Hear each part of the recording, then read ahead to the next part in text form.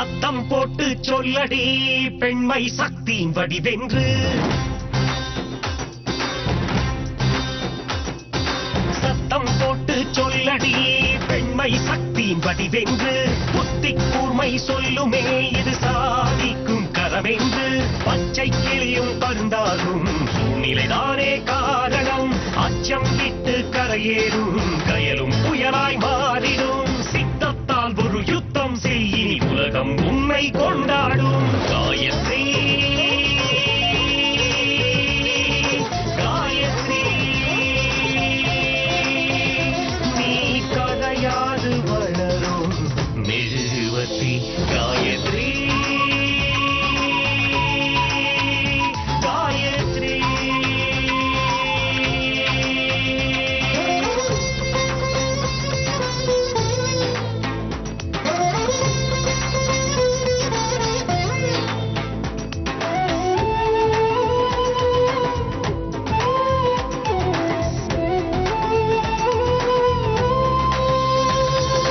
கோட்டான்கள் நடுவே குயிலின் இசை மொழி. குயிலுக்குள் சீரும் புலியின் கடும் விழி. கொதிக்கும் எண்ணெய் சிரிக்காதடி கொள்கை நதி தீராதடி.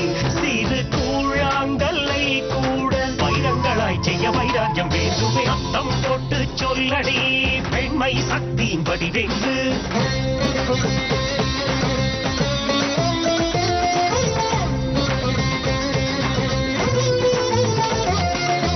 ஊராரின் வார்த்தைகள் கல்லூறு வீசலம். போராடி நிமிர்ந்தால் நீ நின்று வாழலாம். நீரோடையும் ஆராகலாம். மௌனத்தினால் மலை சாய்க்கலாம். வரும் ஆபத்தை பழகி ஆர்ப்பாட்டமாய் வீசி தேரோட்டம் நடத்தி. சத்தம் போட்டு சொல்லடி பெண்மை சக்தியின் வடிவென்று. புத்தி கூர்மை சொல்லுமே இது சாதிக்கும் கரமென்று. பச்சை கிளியும் பருந்தாகும் சூழ்நிலைதானே காரணம். அச்சம் விட்டு கரையேறும் கயலும் புயலாய் மாறிடும். சித்தத்தால் ஒரு யுத்தம் செய்யினி உலகம் உன்னை கொண்டாடும். காயத்ரி காயத்ரி நீ கரையாது வளரும் மெழுகுவர்த்தி.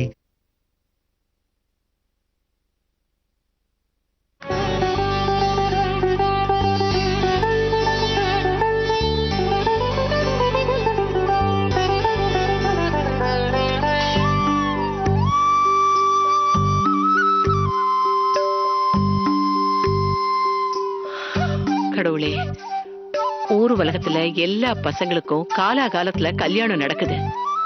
என் பையனுக்கு மட்டும் கல்யாணம் இழுத்துக்கிட்டே போகுது. என் பையன் விஷயத்துல மட்டும் ஏன் கருணை காட்ட மாட்டேங்கிற? என் பையனுக்கு கல்யாணம் ஆகாம இருக்கிறது கேக்குறவங்களுக்கு என்னால பதில் சொல்ல முடியல. சீக்கிரமே அவனுக்கு ஒரு நல்ல வரனா காட்டுப்பா.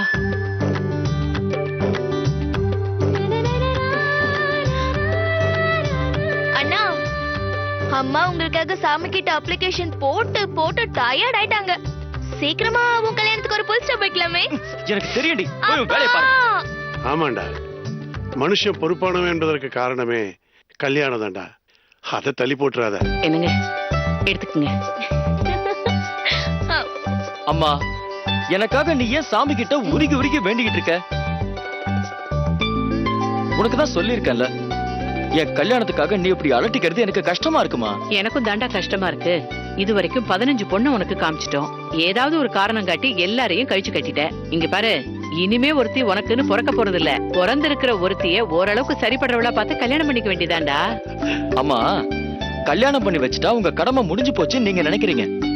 ஆனா கல்யாணத்துக்கு அப்புறம் தான் வாழ்க்கையே ஆரம்பிக்குதுன்னு நான் நினைக்கிறேன். அம்மா, எனக்கு மனைவியா வரப்போறவ எப்படி எல்லாம் இருக்கணும்னு என் மனசுக்குள்ள எவ்வளவோ கற்பனை இருக்கு.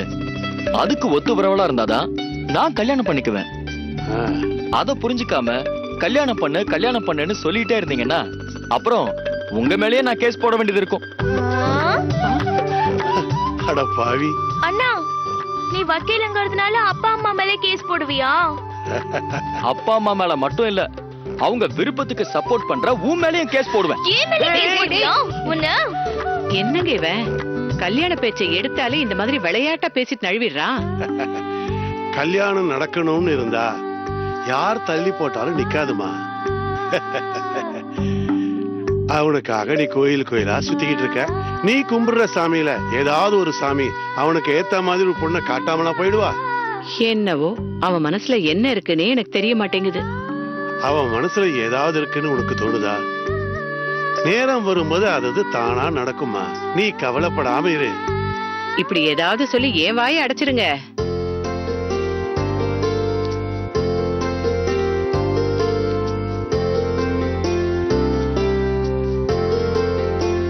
அம்மா, ஆ நான் ஏதாவது டிகிரி பண்ணலாங்கிற ஐடியாவில தான் இருந்தேன். ஆனா என் கிளாஸ் மேடம் தான் உன் மார்க்குக்கு கண்டிப்பா இன்ஜினியரிங் சீட் கிடைக்கும்னு அவங்களே அப்ளிகேஷன் ஃபார்ம் வாங்கிட்டு வந்துட்டாங்க. நீ டிகிரி போதுன்னு முடிவு பண்ணாலும் அந்த ஆண்டவன் உன் திறமைக்கு நீ இன்ஜினியர் ஆகணும்னு முடிவு பண்ணியிருக்கான். அதான் உங்க டீச்சர் மூலமா இப்படி நடந்திருக்கு. என்கிட்ட அவங்க அப்படி சொன்னதும் எங்க பணம் அதிகமா செலவாகுமோன்னு கொஞ்சம் குழப்பமா இருந்துச்சு. ஆனா அவங்களே பேங்க் லோன் அரேஞ்ச் பண்ணி தரேன்னு சொன்னதுக்கு அப்புறம் தான் ஒரு மனசா முடிவெடுக்க முடிஞ்சது. அதான் ஒத்துக்கிட்ட அப்ளிகேஷன் ஃபார்ம் வாங்கிட்டு வந்துட்டேம்மா. நல்ல வேளை அப்ளிகேஷனை திருப்பி கொடுக்காம வாங்கிட்டு வந்தியே, அந்த வகையில சந்தோஷம்தாம்மா. நாளைக்கு இதை அனுப்பி வைக்கணும். நான் இதை ஃபில்அப் பண்ணிட்டேன். நீ சைன் பண்ணிட்டா அனுப்பி வச்சிடலாம். இதோ இதோ வந்துட்டேம்மா.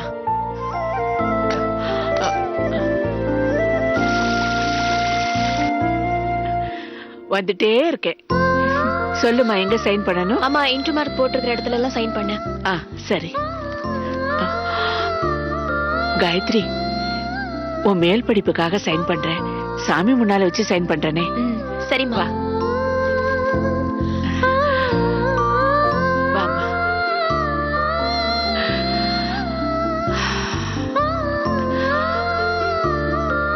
கிருஷ்ணா, என் பொண்ணை ஸ்கூல்ல ஃபர்ஸ்ட் மார்க் எடுக்க வச்சு சந்தோஷப்படுத்தினேன். இப்ப அவ இன்ஜினியரிங் படிக்கிறதுக்காக அப்ளிகேஷன் வாங்கிட்டு வந்திருக்கா. அவளுக்கு நல்லபடியா சீட்டு கிடைச்சி பெரிய இன்ஜினியர் ஆகணும்.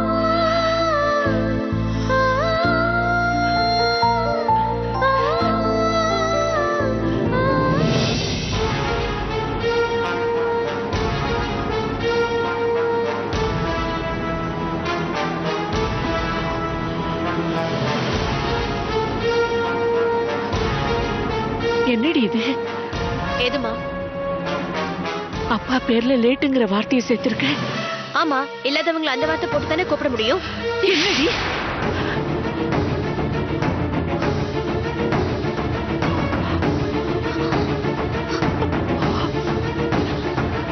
யாரடி இல்லைங்கிற? மலை மாதிரி இருக்காரடி.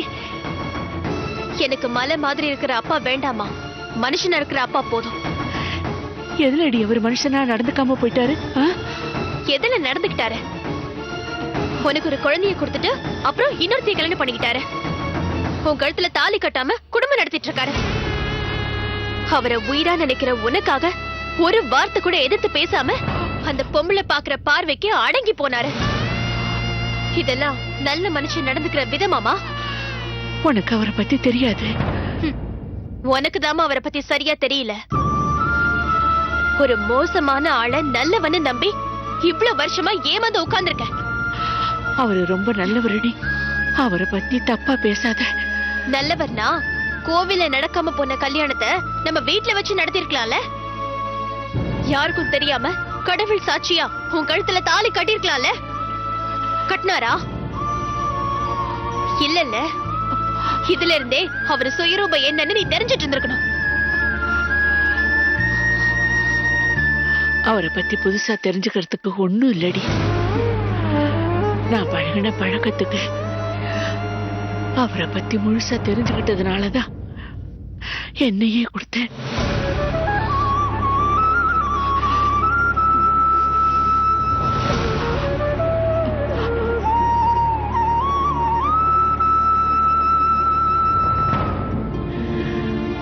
காலத்துக்கும் உனக்கு தெரியாமலே போகட்டும்னு நான் நினைச்சிருந்த ஒரு விஷயத்த நீ கேள்வி கேட்டு தோண்டிட்ட.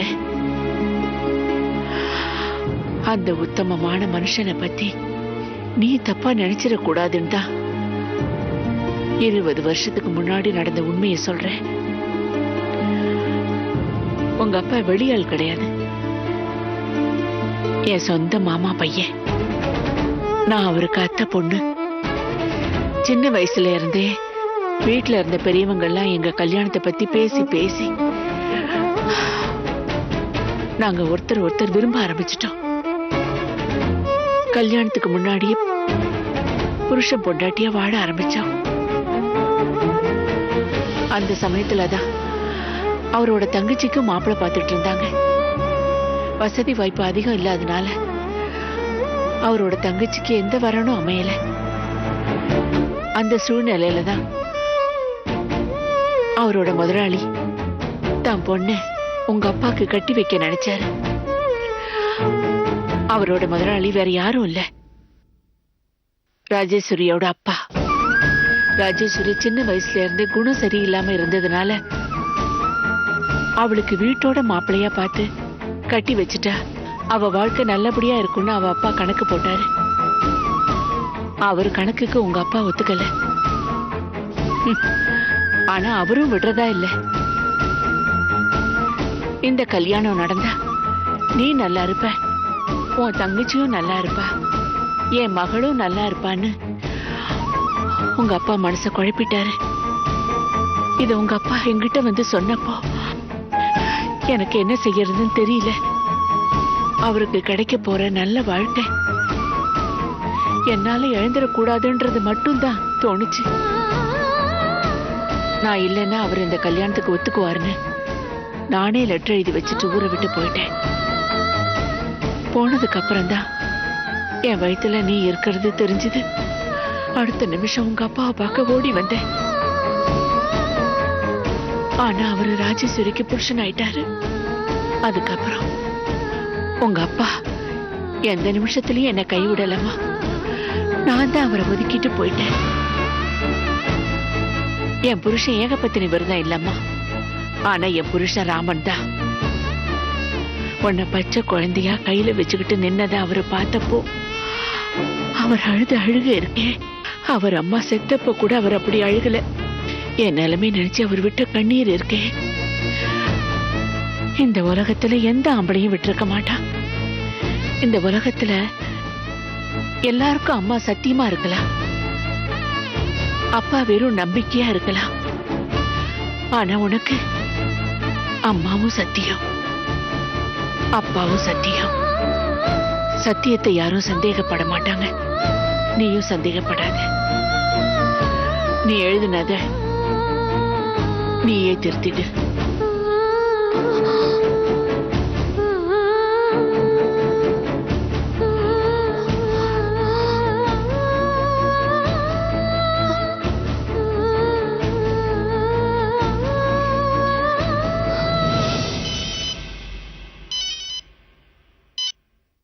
ஹலோ சார், நான் சீனிவாசன் பேசுறேன்.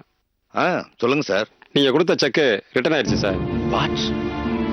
நான் கொடுத்த செக் ரிட்டர்ன் ஆயிடுச்சு? ஆமா சார். என்ன சார் சொல்றீங்க? உங்க அக்கவுண்ட்ல பேலன்ஸ் கம்மியா இருக்குன்னு செக் ரிட்டர்ன் ஆயிடுச்சு சார். பணம் ஷார்டேஜ் ஆகிறதுக்கு சான்சஸே இல்லையே சார். சரி, நான் பேங்க் மேனேஜர்கிட்ட பேசிட்டு மறுபடியும் உங்க லைன்ல வரேன். Okay, thank you sir.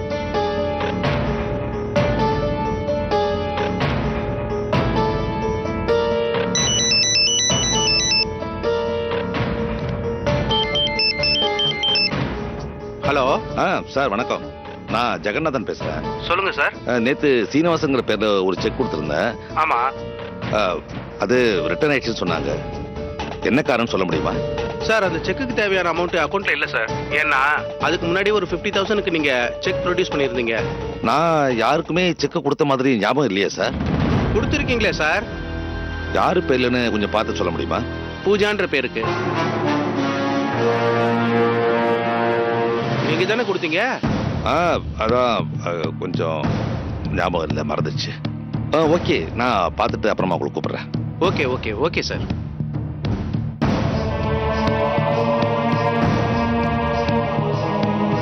Pooja, Pooja.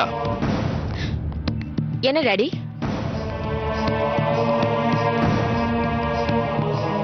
என்ன டாடி? நேத்து பேங்க்ல இருந்து 50,000 ரூபாய் வித்ட்ரா பண்ணியா? ஆமா எடுத்த. நான் உனக்கு செக்கே கொடுக்கலையேம்மா. நீங்க கொடுத்துதான் நான் எடுக்கணும்னு தேவையில்லையே. எனக்கு தான் உங்க சிக்னேச்சர் போட தெரியுமே. ஃபோர்ஜரி பண்றது எவ்வளவு பெரிய தப்புன்னு உனக்கு தெரியாதா? நீங்க மட்டும் ரொம்ப யோகியமா? எங்க அம்மாக்கு துரோகம் பண்ணி நீங்க இன்னொரு வாழ்க்கை வாழல. என்ன தப்புன்னு சொல்ல உங்களுக்கு என்ன யோகிதா இருக்கு? எனக்கு தேவைன்னா 50,000 இல்ல 5 லட்சம் கூட எடுத்து செலவு பண்ணுவேன். ஏன்னா நான் எடுக்கிறது உங்க பணம் இல்ல, எங்க அம்மா வீட்டு பணம். எங்க அம்மா வீட்டு பணத்தை எடுத்து செலவு பண்றதுக்கு எனக்கு இல்லாத உரிமை வேற யாருக்கு இருக்கு? தேவையில்லாம என்ன கேள்வி கேட்டு டென்ஷன் பண்ணீங்க, எனக்கு கெட்ட கோவம் வரும். பணம் எடுக்கிறதுக்கு ஒரு முறை இருக்கு. போடலாங்க முறை. நீங்க எல்லாம் முறையோட தான் பண்றீங்களா? சரி, அதை விட்டு தள்ளு. 50,000 ரூபாய் பணம் எடுத்து செலவு பண்ற அளவுக்கு அப்படி என்ன செலவு? எனக்கு 1008 செலவு இருக்கும். அதெல்லாம் உங்ககிட்ட சொல்லணும்னு அவசியம் கிடையாது. மோ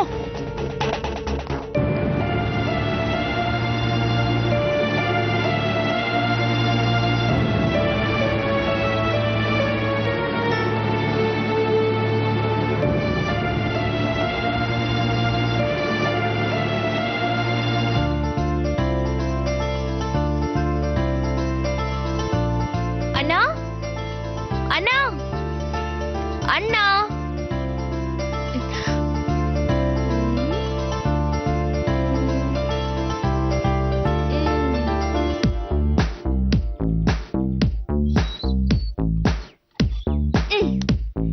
என்ன ட்ரீமா?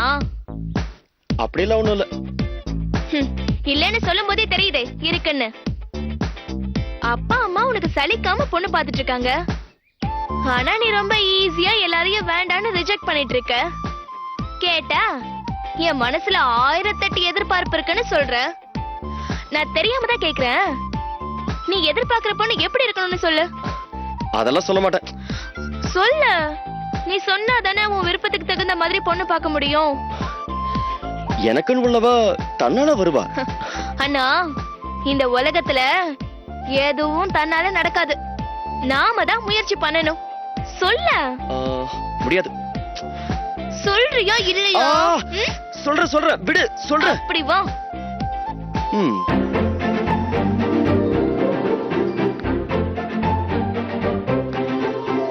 எனக்குன்னு வரப்போறவ லட்சணமா மகாலட்சுமி மாதிரி இருக்கணும். அவளை பார்த்து பல வருஷம் பழகின ஒரு ஃபீல் இருக்கணும். வாழ்ந்தா அவ கூட தான் வாழணும்னு மனசுக்கு தோணணும். நான் அவளை முதலா பாக்குறப்போ எங்கேயாவது எனக்கு பிடிச்ச இளையராஜா சார் சாங் கேட்கணும்.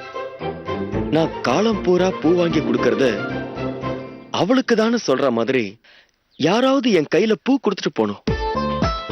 என்னன்னா அது சினிமாவுல நடக்கிற மாதிரி சொல்ற? இதெல்லாம் நடக்கிற விஷயமா? நம்ம நினைப்பு உண்மையா இருந்தா கண்டிப்பா நடக்கும். ஆமா. அது மட்டும் இல்ல, என் மனசுல இடம் பிடிக்கிறதுக்கு இன்னொரு முக்கியமான கண்டிஷன் இருக்கு. என்னது? என்ன கண்டிஷன்? அவ செல்போன் யூஸ் பண்ணாதவளா இருக்கணும். அவளுக்குன்னு எந்த செல்போனும் இருக்க கூடாது. இதெல்லாம் ரொம்ப ஓவர்னா. இந்த காலத்துல செருப்பு இல்லாம கூட இருப்பாங்க, செல்போன் இல்லாம இருக்கவே மாட்டாங்க. ஆமா, எதுக்கு செல்போன் இருக்க கூடாதுன்னு சொல்ற? செல்போன் இல்லன்னா பாய் ஃப்ரெண்ட் இல்ல, பாய் ஃப்ரெண்ட் இல்லன்னா பிரச்சனை இல்ல. இதுதான் கண்டிஷன். இப்படிலாம் கண்டிஷன் போட்டனா இந்த வருஷம் இல்ல 20 வருஷம் ஆனாலும் கல்யாணமே நடக்காது. உனக்குன்னு ஒருத்தி வரவே மாட்டா. வருவா. எனக்குன்னு ஒருத்தி கண்டிப்பா வருவா.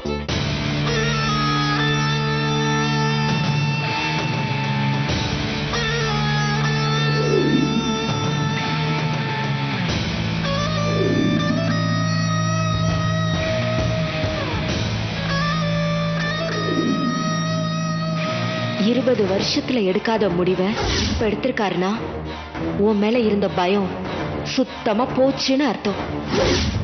இப்படியே விட்டுட்டீனா சரி வராது. பார்த்து உஷாரா இருந்துக்க.